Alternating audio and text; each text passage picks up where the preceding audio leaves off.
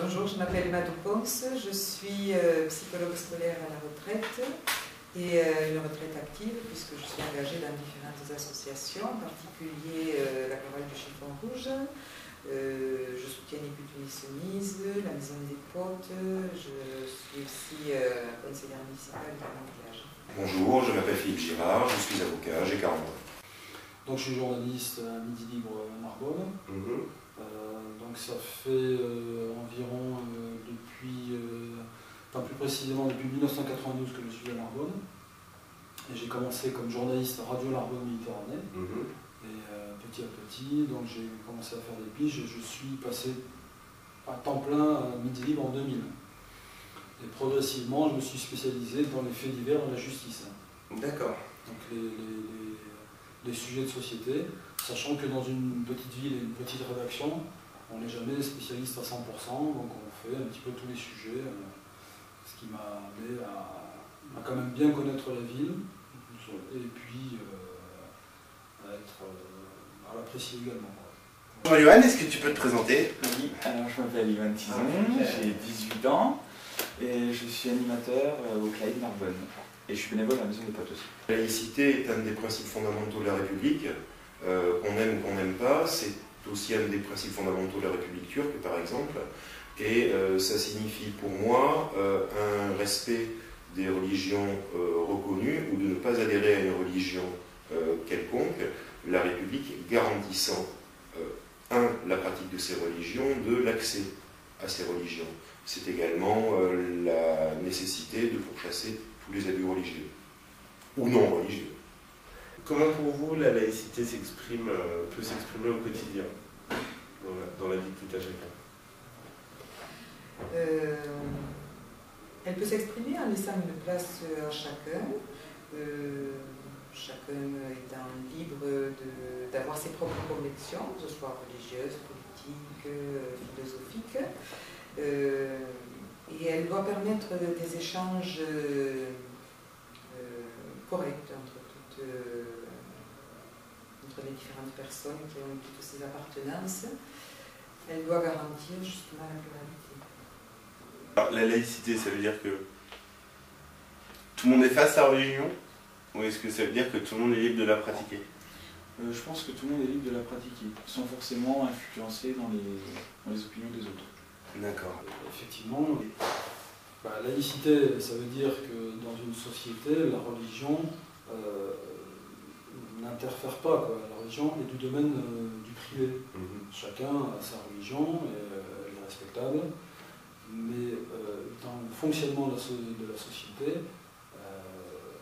la religion ne doit pas intervenir, puisqu'elle peut être source de conflits, on l'a vu par le passé, l'Inquisition, et par le présent aussi, des sociétés où l'État et la religion sont mélangés, on interdit tout sous des prétextes fallacieux. Donc la laïcité, c'est aussi un grand principe, fondateur de notre démocratie, qui doit être respecté et puis défendu, parce qu'il y a toujours une tentation d'un groupe qui pense avoir détenir une vérité, de l'imposer à l'ensemble par la force, s'il le faut. Et donc, on est au XXIe siècle, mais on voit bien que, moi en France, mais plus dans d'autres pays, la laïcité est remise en cause. Tout à fait. Et alors, toi, tu es animateur en centre de loisirs, et demain, tu as un enfant ou un ado qui arrive avec le voile. Ta réaction, c'est immédiate? Moi, perso, ça ne me dérange pas. D'accord. Qu'est-ce qui manque aujourd'hui, à votre avis, pour que la laïcité soit vraiment appliquée de manière totale? Il manque le respect. Il manque une certaine sérénité qui puisse garantir que ce qui est du domaine du privé puisse rester dans le domaine du privé et n'est pas aller s'exposer, se revendiquer, souvent par des espoirs. Effectivement, signe d'appartenance religieux, bon, je pense tout de suite bien sûr au foulard islamique. Alors, bon, si le foulard islamique, c'est un vrai désir, une vraie volonté de la fille, de la femme, de le mettre, je dis pourquoi pas. Si c'est imposé par le poids des traditions dépassées, là je dis non. Puis un autre souci, c'est que se voiler, a priori c'est plutôt pour être discret, et en fait, une femme voilée, on voit que ça, c'est comme un spot au milieu de la nuit. Alors, moi, ma conclusion, ce serait plutôt que bon, le voile, je pense par exemple à l'école, je pense pas que ce soit indispensable. Étant secrétaire d'État, quelle est la place de la laïcité justement dans notre République aujourd'hui? Ah ben, de toute façon, la laïcité, elle s'inscrit dans le projet politique, hein, de fait. Hein. Évidemment, la question de la séparation du religieux et du pouvoir politique, elle est déjà inscrite de fait dans la Constitution. Ce qui est intéressant de voir, surtout, c'est comment elle est vécue dans les quartiers populaires, par exemple, notamment par les mouvances intégristes et obscurantistes de tous bords qui essayent de la mettre à mal, à la fois aussi par ceux et celles qui sont plutôt attachés à un fonctionnement communautariste et qui veulent aussi mettre à mal la laïcité. Donc ce qui est intéressant, c'est de voir comment Ni Putes Ni Soumises et puis tous ceux et celles qui sont attachés à la laïcité, comment ils sont devenus les remparts, le bouclier de protection de cette valeur-là qu'est la laïcité. Et donc c'est plutôt au niveau local, je dirais, sur le terrain, où vraiment c'est au jour le jour et au quotidien qu'il faut faire vivre cette valeur universaliste. Pourquoi le problème n'est toujours pas résolu? Parce qu'on a eu l'arrivée de, non pas de nouvelles religions, parce qu'elles existaient dans l'Empire français, mais étaient moins présentes sur le territoire métropolitain.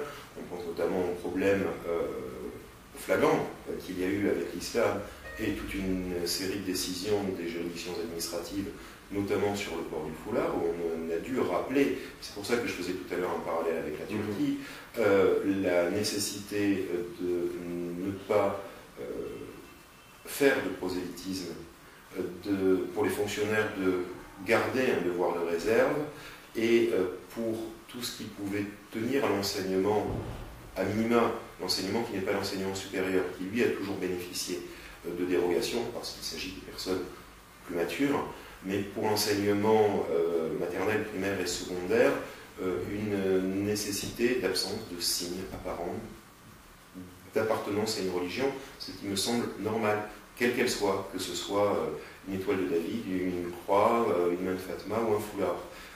On peut parfaitement croire, on peut parfaitement avoir de façon discrète, parce que je crois que la religion c'est pour soi, c'est pas pour les autres.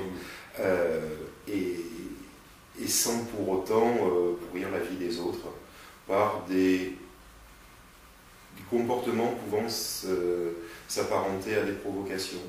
Qu'il y ait des exceptions, c'est évident, sur des fêtes religieuses traditionnelles, par exemple, où là, il peut y avoir, parce que ça se conçoit, parce que c'est quelque chose d'exceptionnel, on n'est pas en fête religieuse tous les jours, mais au quotidien, la religion passe derrière la vie en république laïque. Voilà mon point de vue. Le voile, c'est un outil d'oppression des femmes. Après, évidemment, on peut toujours me dire, oui, il y a des filles qui portent le voile, elles le font par choix. Elles le font par choix, certes, mais elles choisissent de porter un outil d'oppression. Voilà, elles n'en sont peut-être pas convaincues, mais l'exemple qu'on a eu avec Naïma et qui, hélas, est présent dans tout le monde musulman, c'est ça. Il n'y a pas un pays musulman aujourd'hui, un pays islamique, où le droit des femmes est un droit respecté. Tous les pays musulmans sont des pays qui ont opprimé la femme et qui ont utilisé le voile pour opprimer la femme. Il n'y a pas de discussion là-dessus.